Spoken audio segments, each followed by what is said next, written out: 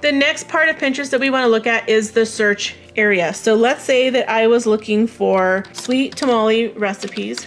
So here it gives me drop-down options just like Google does. So Google will say, okay, people typically searching for sweet tamales will also combine that with the word recipe or Mexican or raisins or desserts, etc. So let's click on Mexican. And once I open that up, it will give me all the results. But let's say that it was a more broad topic than this.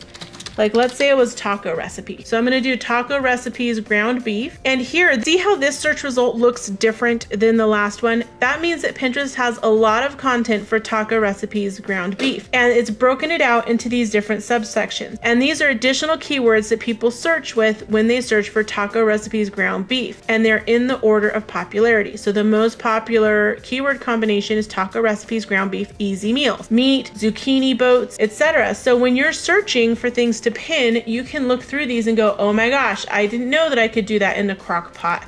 Let me go check it out. And so it gives you more ideas of things to search.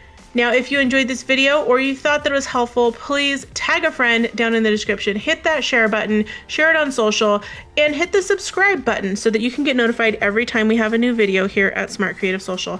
Thank you so much for watching. Bye.